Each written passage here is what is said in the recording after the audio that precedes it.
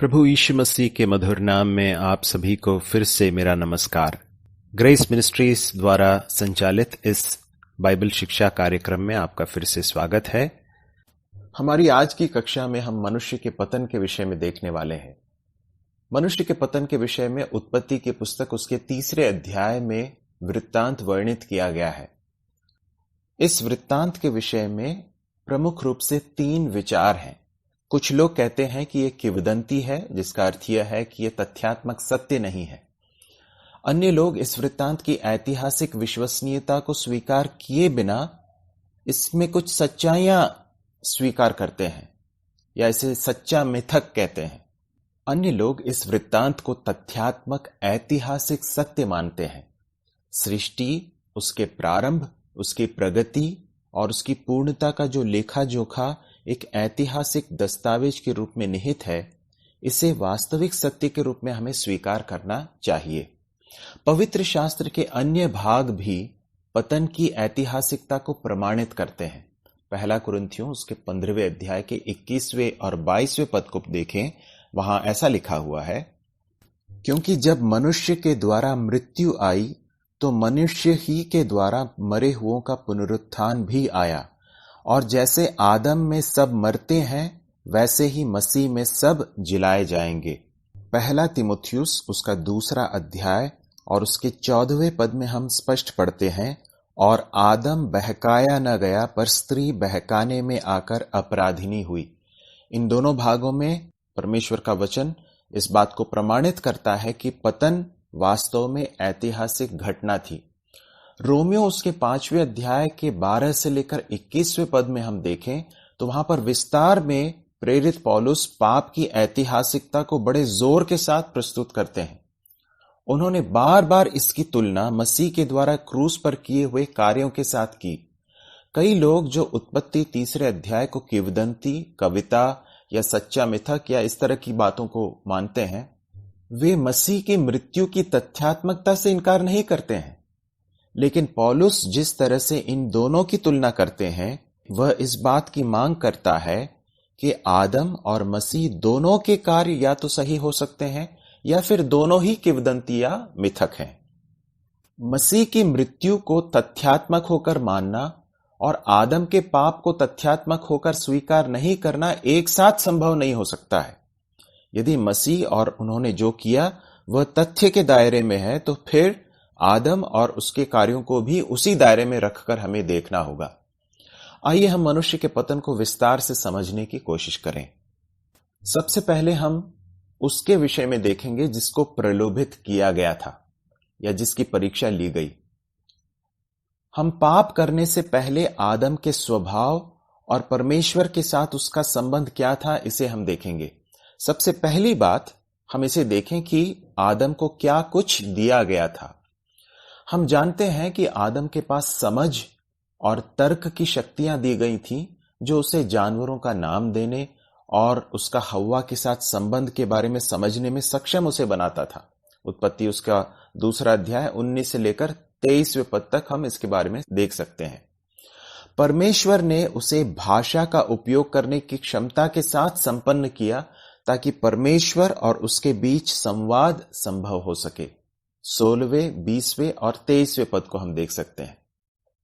दूसरी बात, उसकी नैतिक प्रकृति को यदि देखें तो हम समझ सकते हैं कि जब हम पतन से पहले आदम की नैतिक प्रकृति का वर्णन करते हैं तो यह स्पष्ट है कि वह पाप रहित था।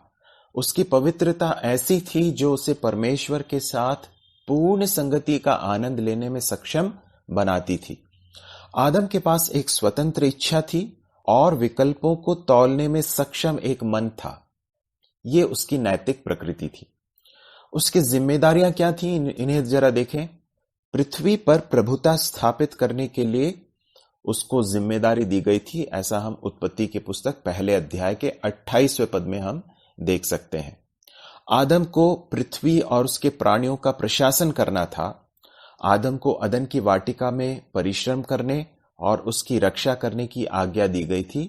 उत्पत्ति 2 अध्याय 15वां पद। और इसके अलावा वाटिका के फल का आनंद लेने के लिए उसको स्वतंत्रता दी गई थी। इस बात को हम दूसरे अध्याय के 16 और 17वें पद में हम देख सकते हैं। तो इस तरह से हमने यह देखा कि मनुष्य पाप करने से पहले उसका स्वभाव क्या था और परमेश्वर के साथ उसका संबंध क्या था। अब हम ये देखेंगे कि आदम की और हव्वा की जो परीक्षा हुई वो वास्तव में क्या थी। अंततः परीक्षा यह थी कि आदम और हव्वा परमेश्वर को मानेंगे या नहीं। वाटिका में एक पेड़ के अर्थात अच्छाई और बुराई के ज्ञान के वृक्ष के फल को नहीं खाने से वे इसे साबित कर सकते थे। एक तरफ यह मामूली निषेध था क्योंकि वे अन्य सभी पेड़ों के फल खा सकते थे। दूसरी ओर यह एक बहुत ही महत्वपूर्ण आज्ञा थी क्योंकि इसी के द्वारा वे परमेश्वर के प्रति अपनी आज्ञाकारिता या अनाज्ञाकारिता को प्रमाणित कर सकते थे। इस परीक्षा को स्थापित करने के द्वारा परमेश्वर ने यह दिखाया कि वे चाहते हैं कि मनुष्य स्वेच्छा से उनकी बात माने और उनकी सेवा करें। अब हम उस व्यक्ति के बारे में देखें जिसने प्रलोभित किया या प्रलोभन देने वाला कौन था। शैतान ने बुद्धिमानी से एक ऐसे जीव का इस्तेमाल किया जिससे हव्वा परिचित थी। यदि वो ऐसा नहीं करता तो कुछ असामान्य देखकर शायद हव्वा सतर्क हो जाती।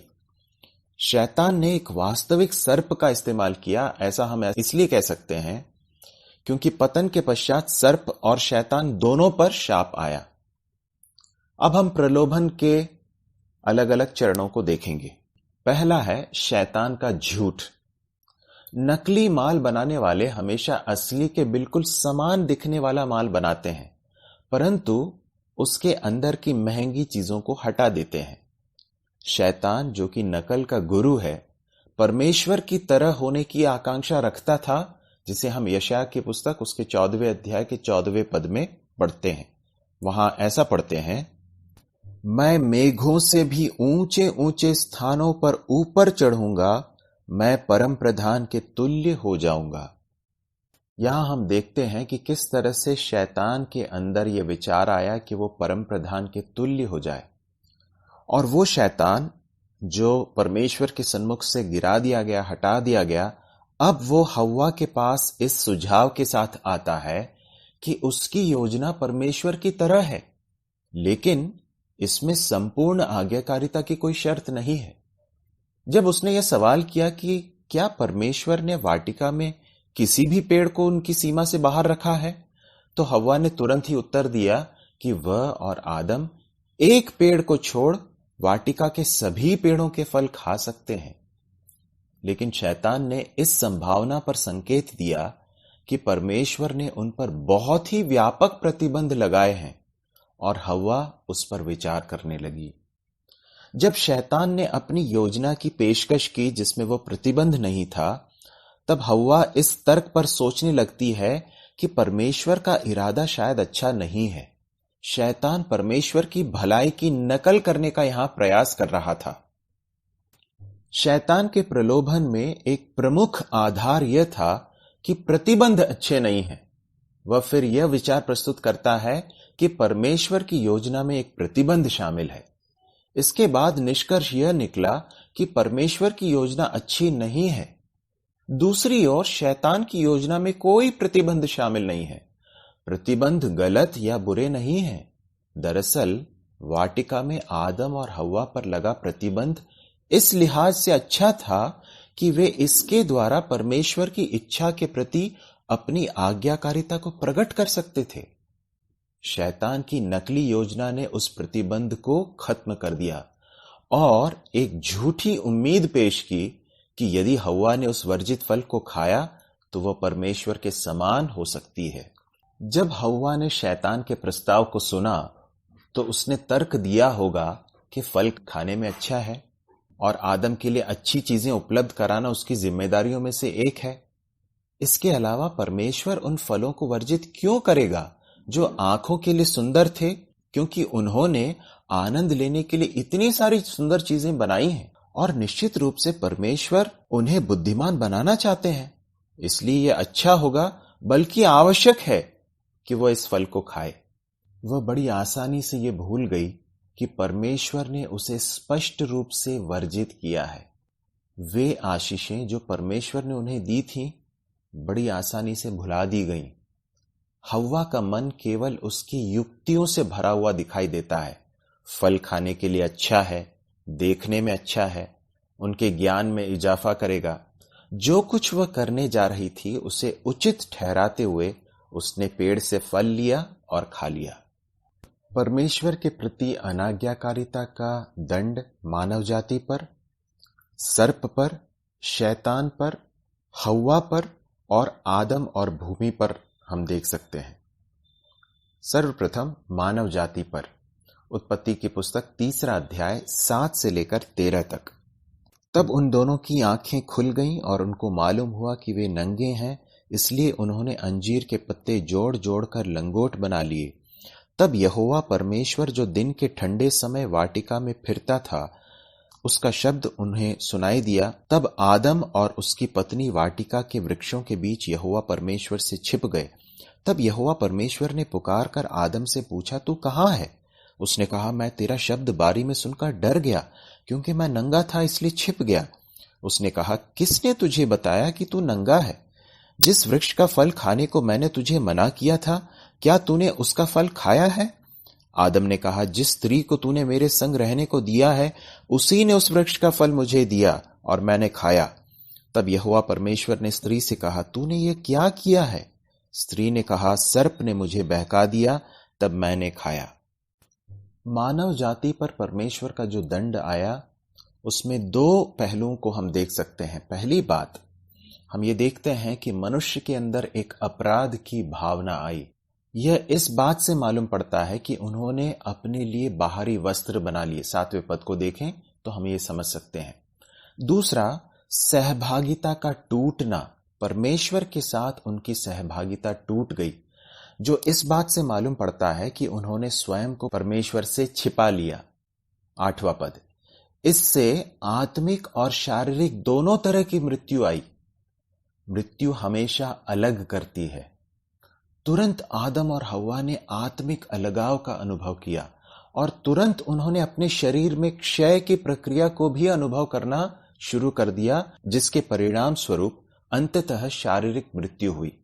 रोमियो उसके 5वें अध्याय उसके 12वें पद में हम ऐसा पढ़ते हैं, इसलिए जैसा एक मनुष्य के द्वारा पाप जगत में आया और पाप के द्वारा मृत्यु आई, और इस रीति से मृत्यु सब मनुष्यों में फैल गई, क्योंकि सब ने पाप किया। दूसरा दंड हम सर्प पर देख सकते हैं। उत्पत्ति की पुस्तक 3 अध्याय 14वां पद। तब यहोवा परमेश्वर ने सर्प से कहा, तूने जो यह किया है, इसलिए तू सब घरेलू पशुओं और सब बनैले पशुओं से अधिक शापित है। तू पेट के बल चला करेगा और जीवन भर मिट्टी चाटता रहेगा। तीसरा दंड शैतान पर हम देख सकते हैं, जिसे 15वें पद में हम पढ़ते हैं, और मैं तेरे और इस स्त्री के बीच में और तेरे वंश और इसके वंश के बीच में बैर उत्पन्न करूंगा। वह तेरे सिर को कुचल डालेगा और तू उसकी एड़ी को डसेगा। शैतान का बीज और स्त्री का बीज। शैतान के बीज वे सभी अविश्वासी हैं जिन्होंने परमेश्वर का विरोध किया है। यूहन्ना रचित सुसमाचार 8वें अध्याय के 44वें पद में और इफिसियों उसके 2 अध्याय के 2 पद से हम ये समझ सकते हैं। स्त्री का बीज प्रभु यीशु मसीह की ओर इशारा करता है, जो शैतान के सिर को कुचल डालेगा।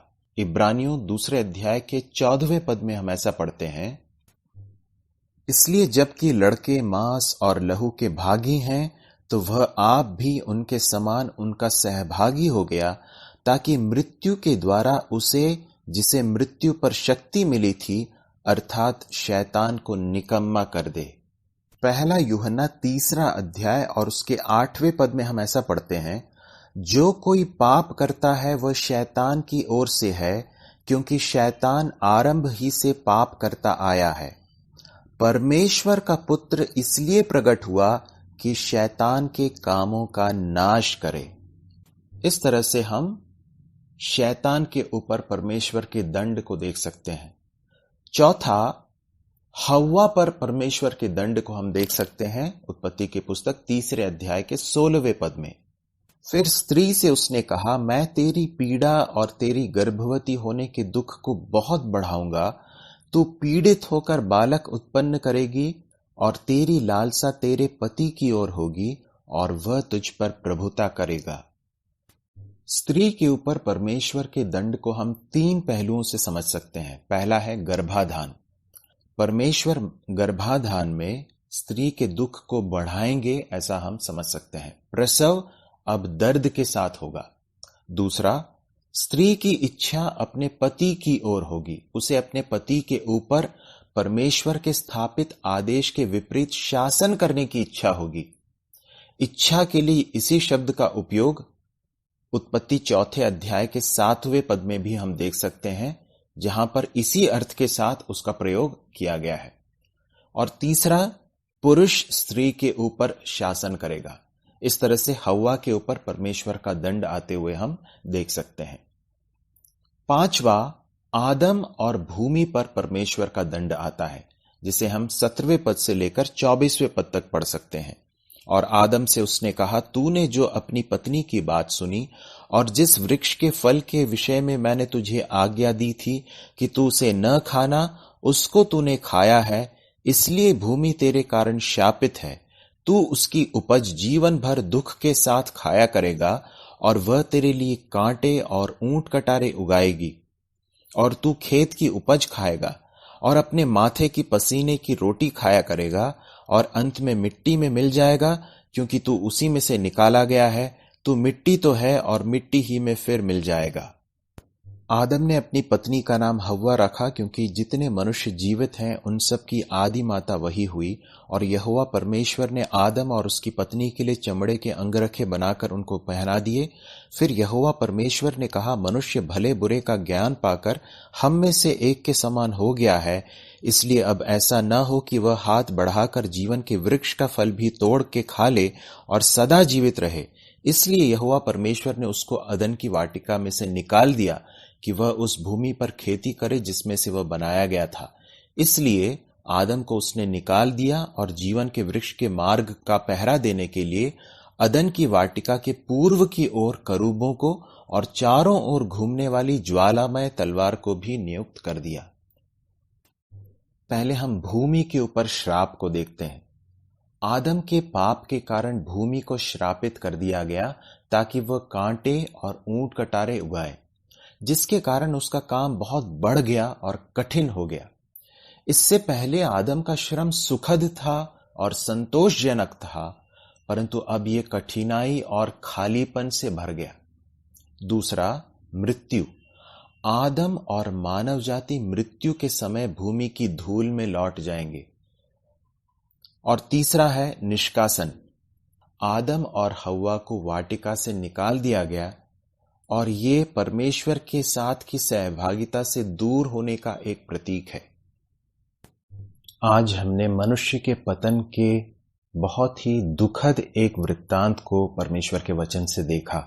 हमने देखा कि किस तरह से मनुष्य की अवस्था पतन से पहले क्या थी, उसे क्या कुछ दिया गया था, उसकी नैतिक प्रकृति क्या थी, उसकी जिम्मेदारियां क्या थी।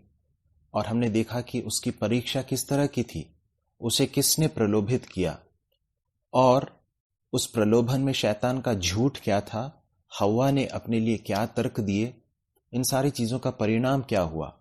जब मनुष्य ने परमेश्वर की आज्ञा का उल्लंघन किया तो उसका दंड क्या आया। हमने देखा कि मानव जाति पर, सर्प पर, शैतान पर, हव्वा पर और आदम और भूमि पर परमेश्वर का दंड आ गया। मनुष्य के पतन का बहुत ही दुखद वृत्तांत हम देख रहे थे, परंतु हम परमेश्वर का धन्यवाद करें कि उस समय पर भी परमेश्वर ने मनुष्य को छोड़ नहीं दिया, परंतु उसके छुटकारे के लिए और पाप से उसे छुड़ाने के लिए परमेश्वर ने प्रतिज्ञा उसी समय पर दे दी। और समय के पूरा होने पर परमेश्वर ने अपने पुत्र प्रभु यीशु मसीह को इस संसार में भेजा, जिनके प्राणों के बलिदान के द्वारा उन्होंने पाप के ऊपर, शैतान के ऊपर विजय पाई और मनुष्यों को फिर से परमेश्वर के साथ सहभागिता के लिए मार्ग खोला। प्रभु का धन्यवाद हो कि इस बड़े उद्धार को समझने के लिए और इस उद्धार को ग्रहण करने के लिए परमेश्वर ने हमारी आंखों को भी खोला। प्रभु हमारी सहायता करे कि हम अपने उद्धारकर्ता प्रभु से और भी अधिक प्रेम कर सकें और उसके भक्ति में हमारे जीवन को व्यतीत कर सकें। परमेश्वर इसके लिए हमारी सहायता करे। प्रभु के नाम की महिमा हो।